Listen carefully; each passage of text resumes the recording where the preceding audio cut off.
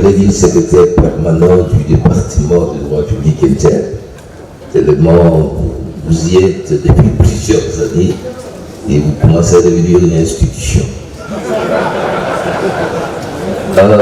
Avant d'aborder mon sujet particulier, je voudrais remercier le département et partant des décanats, et nous avons salué la présence du recteur pour l'organisation de cette journée consacrée à la pensée ou aux pensées constitutionnelles du professeur Djelempengo Sako Victor et Kiteteke Kumba Omongo Augustin.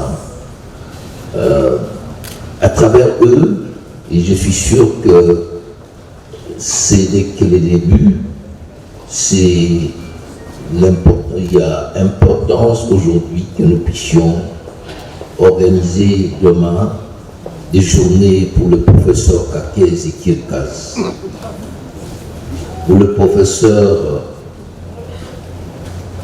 Kayembantamba. C'est de toute façon pour ces maîtres aussi, nous sommes déjà en travail avec le doyen, le professeur Kalouba et le professeur Rochab pour publier ces derniers écrits qui sont arrivés des États-Unis et qui nous ont envoyés.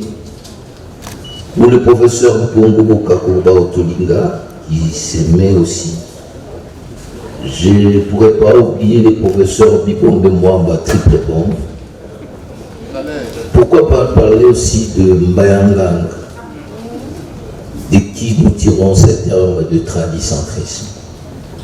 Pour vous dire que cette faculté, particulièrement le département de droit public, a produit énormément et de génération en génération, nous continuons sur cette piste à laquelle nous ont lancé, ou sur laquelle nous sommes. Alors, je vais aborder, non pas dans ce que je considère qu'il n'y a pas de polémique, ça je peux vous dire d'emblée. Il y a plutôt une unité ontologique dans la pensée de tous ces gens. Et c'est tellement vrai que quand nous sortons, nous savons plus finalement de qui nous sommes héritiers.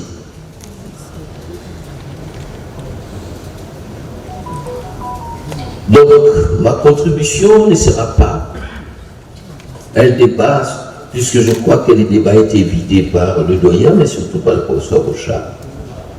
Parce que lui, comme moi, j'étais élève ou étudiant du professeur Dieu, et je vais plus tard devenir assistant du professeur Kitete. Et j'étais avec le professeur Kayembantamba. Puisque le fond de leur démarche, je voudrais parler de méthode, c'était cette double approche. Ils étaient tous d'accord là-dessus. Maintenant, chacun avait son tempérament. Et c'est justement ce que nous allons aborder ici dans la dimension socio-anthropologique, ou que nous appelons tradicentrique. Ça paraît comme de gros mots, mais vous allez comprendre qu'il n'y a rien. Ce sont des choses complètes. Je voudrais commencer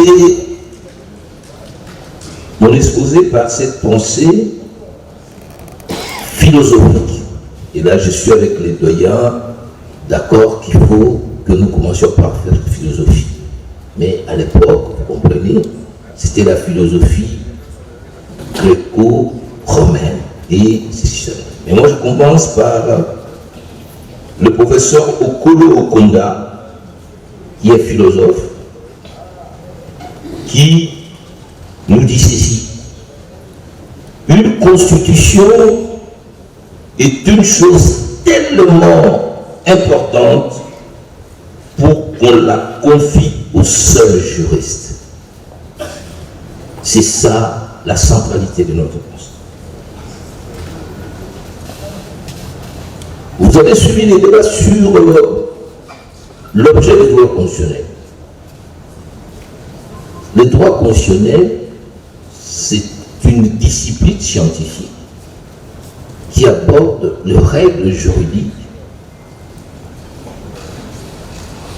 qui organisent la naissance, l'exercice, la transmission, l'axiologie, la pathologie du pouvoir politique au sein de l'État. Donc, si l'ITT insiste sur le pouvoir public, c'est une simple inclinaison. Et si Diallo parle de l'État, c'est sa dimension. Mais Diallo n'a jamais exclu le pouvoir politique. Kitete non plus n'a jamais exclu l'État. Où est le débat? D'autant plus que les chercheurs, et ça c'est notre dimension anthropologique, en fait, Diallo est allé dans une université d'État et il fait une thèse brillante autour du droit constitutionnel avec une acclimatation droit administratif. Et les droits administratifs, c'est l'État. Donc, droit constitutionnel, droit administratif. Et il reste, comme quelqu'un l'a dit, essentiellement positiviste. Mais vous allez voir plus tard comment cette positiviste va enrichir sa démarche. Il a toujours enrichi. Il élimine l'élitiste de tous ces écrits. Par contre, Kitete Kekumba, Omombo, Augustin, il fait le droit constitutionnel, mais attention, il fait un DS en sciences politiques. Alors à ce moment-là, la matrice, le socle de la science politique, c'est le pouvoir politique. Donc son droit constitutionnel va s'incliner vers le pouvoir politique. Donc pour moi, l'hybridation est là.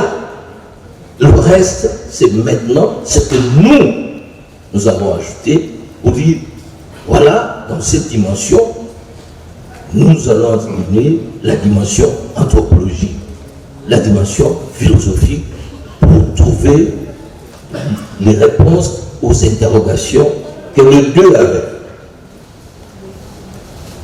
Quel est le centre de gravité de ces deux chercheurs éminents?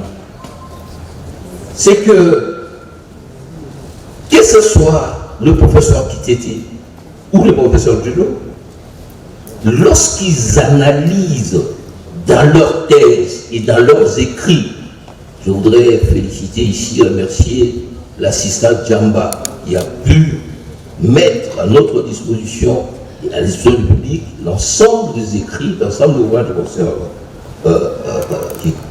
Kitete, que l'évolution politique et constitutionnelle du Zaïre, c'était des Zaïrois, fait apparaître une distorsion entre les dispositions constitutionnelles et les fonctionnements réels du pouvoir. Diallo dit, sans doute, aucune règle, aucun régime réel n'est absolument identique à celui qui est défini dans la Constitution. Les textes ne peuvent jamais correspondre exactement aux situations de fait. Alors, leur problème, c'était quoi? Comment expliquer cette distorsion? Et il t'était dit, quand vous aurez fait l'analyse statique de la règle, il faut vous poser la question, quelle est la cause de ce qu'il appelait l'inadéquation? Alors que Dieu parle du décalage, voire il peut arriver à un divorce. La cause, chacun de deux trouve ça dans les dualismes que le professeur Kayemba appelle dissolvant entre le droit écrit essentiellement importé et le coutume locale. Ce dualisme est décevant. Les deux vont nous dire comment ça se structure et comment le vivifier. Et c'est sur ces terreaux que nous sommes allés faire notre thèse pour savoir comment allier la tradition et la modernité pour produire un droit postmoderne qui métabolise les deux. Donc, à l'heure actuelle,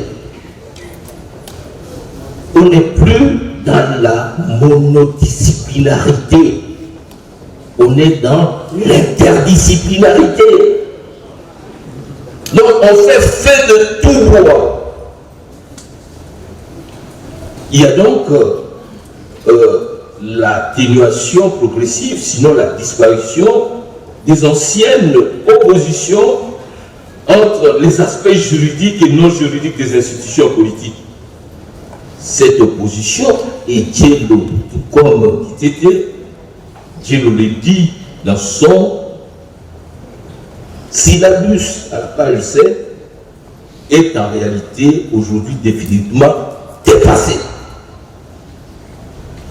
Donc, loin d'être opposé ou distant, le professeur Diallo, les espaces juridiques et non juridiques sont devenus de plus en plus complémentaires. Complémentaires dans l'approche, mais complémentaires dans le résultat. Pourquoi?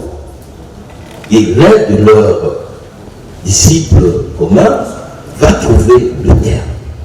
C'est le professeur Mbayangal qui parle de tradicentrisme parce qu'il y a une tendance de voir comme un magnétisme que les institutions du droit écrit importé sont dominées, phagocytées par les droits coutumiers, qui est pourtant ignoré dans l'écriture, n'est-ce pas, de nos textes.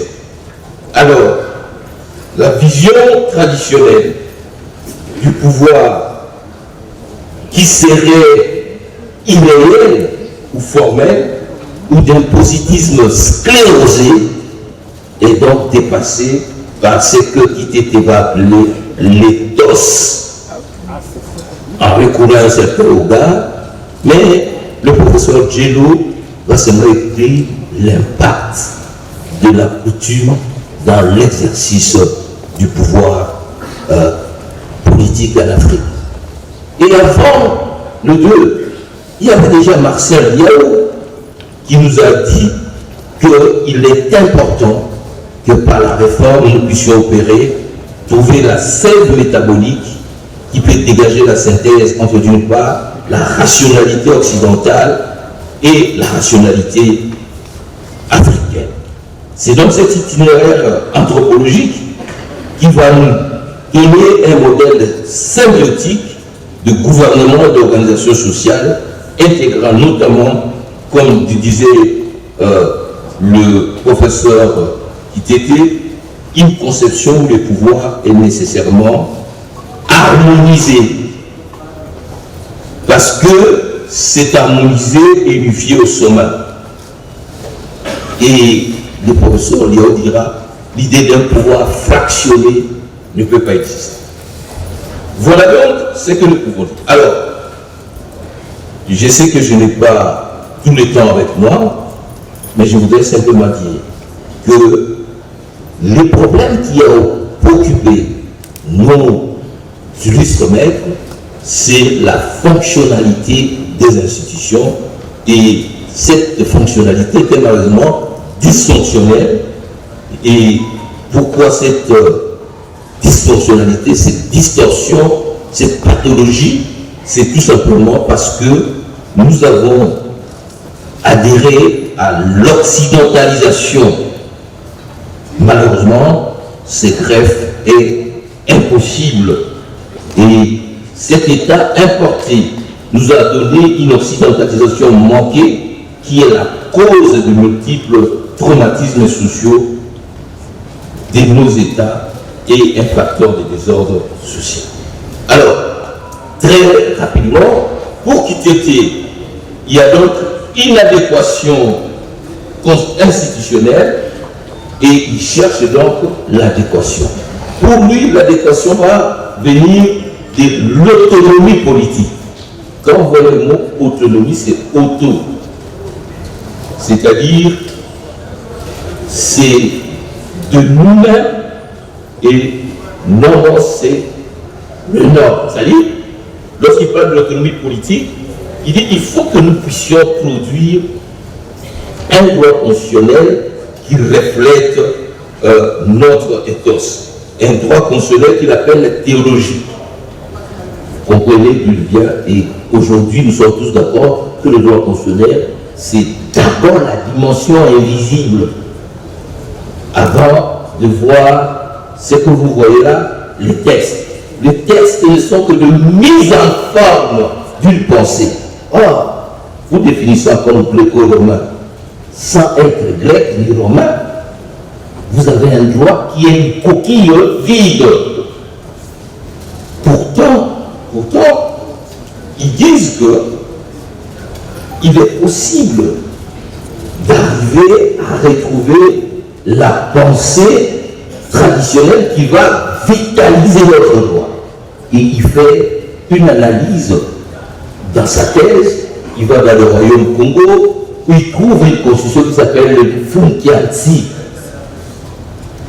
qui imposait au roi de règne. Il va dans le royaume Congo, dans le Cuba, chez Maris. Il dit, mais qui vous a dit, vous? Et il était à l'époque de bonapartisme. Il dit, je prends les risques, c'est écrit dans sa thèse, pour dire que le modèle authentique du impère-État n'a rien à voir avec la pensée africaine. On vous dit qu'il n'y a pas d'opposition. Et alors, les Mouyoum, c'est qui? Le Mouyoum chez le Bakuba, c'est le contre-roi. Et c'est lui qui tient le pouvoir spirituel. Et le Mouyoum ne peut rien faire sans le Mouyoum. Donc c'est un clan qui est là pour contrôler, contre le roi. Mais il dit, mais chez les Louaba, c'est qui? C'est l'aspirant qui veille. Donc il y a énormément de mécanismes de constitutionnalisme africain, mais très souvent, lorsqu'on parle de recours aux traditions, il dit que ce sont des alibis. Et il est dans cette lecture avec le professeur Dieu déjà, qui disent qu'il faut faire attention aux fausses originalités, aux caricatures du droit africain traditionnel. Et il nous conseille que pour que nous puissions réussir à revitaliser, à revivifier nos systèmes politiques, il faut que nous puissions réussir un système politique qui doit trouver appui dans les traditions, dans les tréfonds de la psychologie profonde du peuple. Mais attention, on dit je singulier, c'est bien. Il est important que nous ne puissions pas tomber dans ce qu'il appelle la hâte, une hâte exagérée dans les expériences non suffisamment ajustées, d'un plaquage superficiel du droit traditionnel constitutionnel. En d'autres termes, lorsque vous voulez recourir à la tradition, vous tombez dans la théorie des mandats. Du non, je n'ai rien contre le procureur. Le problème du pouvoir, ce n'est pas les mandats. Quelle est la dimension théo-ontologique? Est-ce que le pouvoir africain était éternel? La réponse est non. Il y avait même des mécanismes d'impeachment chez les Cubains. Un roi qui prend les femmes de ces sujets, mais on ne jugeait pas la public. Les bilolos